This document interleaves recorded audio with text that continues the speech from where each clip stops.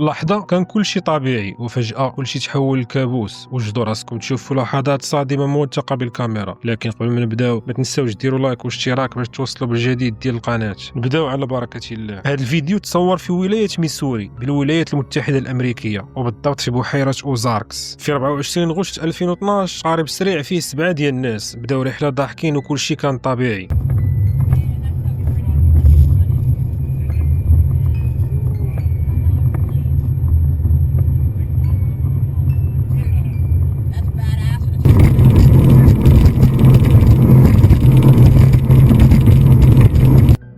ولكن بعد لحظات كلشي تغير.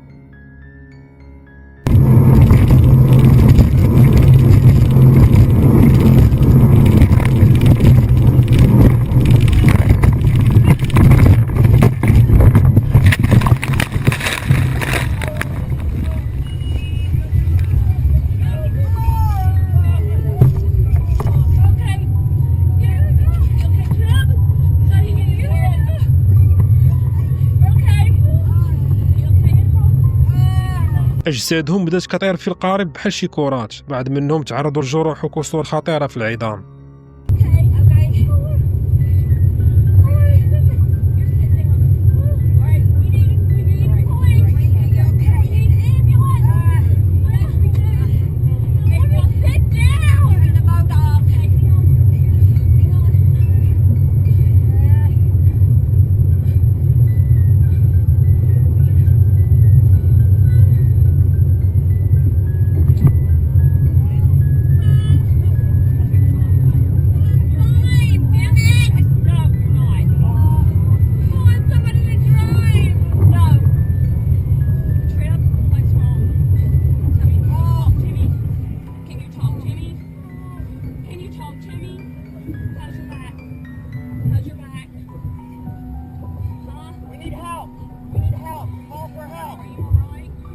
جات الشرطة من بعد وقالت بأن هذا الشيء اللي وقع سببه تهاون السائق والإفراط في السرعة، وبهذا الشيء كنستنتجوا بأن السرعة خطر في البر والبحر. ديما ردوا بالكم من السرعة المفرطة.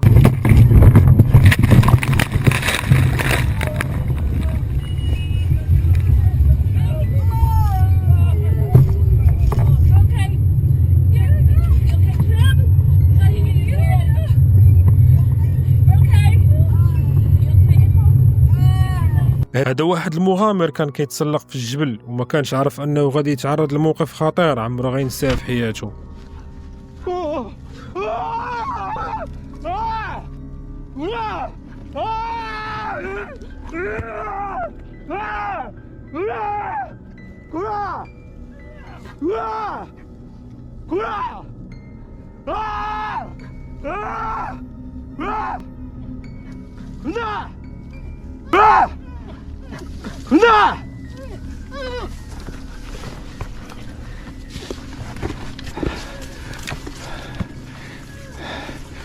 الدب حاول يهاجمو عدة مرات والمغامر دافع على راسو بكل القوة واستعمل الرجل ديالو باش يبعد الدب، وفي نفس الوقت حاول ما يطيحش لتحت. ولحسن الحظ انه كان الفوق والدب في الاسفل، اما كون كان العكس كانت النهاية غادي تكون كارثية. هذا الفيديو تصور في 7 ديسمبر من عام 2019. قناة دي جاك نزلت واحد الفيديو على اليوتيوب اللي غيبقى تحذير لاي واحد تعيق في راسو وهو في طائرة شراعية في السماء وكيظن بان كل شيء غيبقى تحت السيطرة.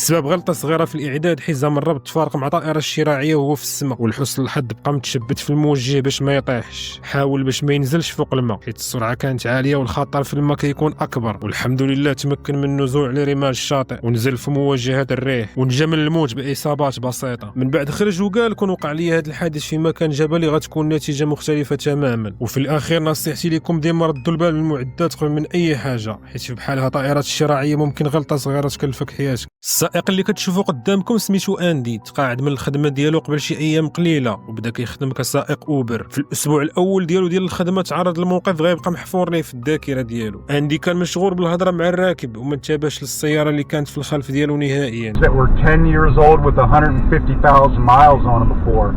I bought a 10-year-old Honda with 150,000 miles. I bought it cheap. I drove it for 5 years just to go back to work. Yeah. Just to go back to, because it was good. It was a little Civic. It got really good gas mileage. Yeah. And I used it just to go back and forth to work. My wife and I, we carpooled. So we just back and forth. After 5 years, I got rid of it. I sold it for what I paid for it. فجأة واحد الشخص هاجمو بلا سابق انذار، ضربو حيت أندي تجاوز السيارة ديالو ووجه ليه عدة لكمات، ولكن القصة ما سالاتش هنا. Here you are, my friend. Thank you. Congratulations again to you. Thank you. Take care of yourself. Head to your pickup on Snyder Lane. Turn left to stay on Cardinal Court, then turn right on Tall Oaks Drive. Huh?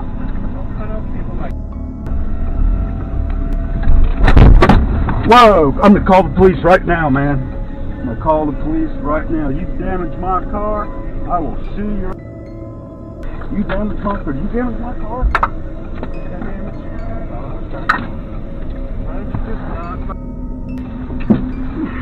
Back off me.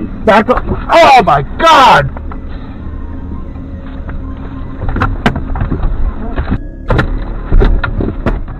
كنا دابا عارفين بأن أندي ما كانش مخطئ وكان هو الضحية، لكن سائق السيارة الثانية سبق وشكا به في المحكمة، وشركة أوبر حيدت ليه الحساب ديالو حيت الطرف الثاني عنده نفوذ، واستمر الحكم الظالم حتى لشهر 5 في 2025. عاد المحكمة راجعت كاميرا المراقبة اللي مثبتة في السيارة ديال أندي واعتبرت أن الشخص الآخر مذنب، مات عليه ب6 أشهر ديال السجن النافذ وغرامة مالية لصالح أندي. في 2017 الشرطي حاول يوقف سيارة مخالفة ولكن السائق حاول يهرب. هنا الشرطي شك بأن كاينه شي حاجة خطيرة فعلا.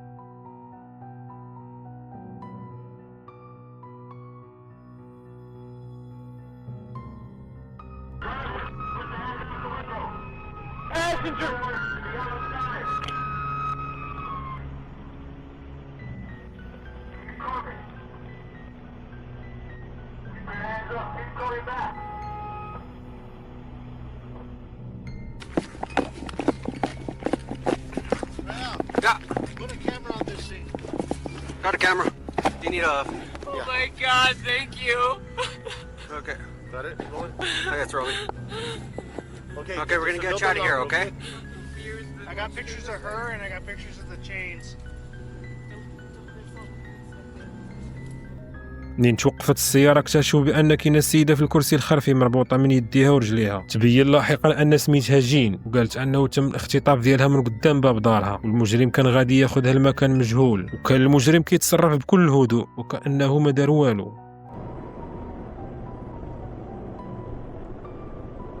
Gotta favorite him? What's that? You gotta favorite him? No, I don't. Why not? I don't know. I've never been into them. What about you? What about Amazing Grace? You like that one? I'll take it.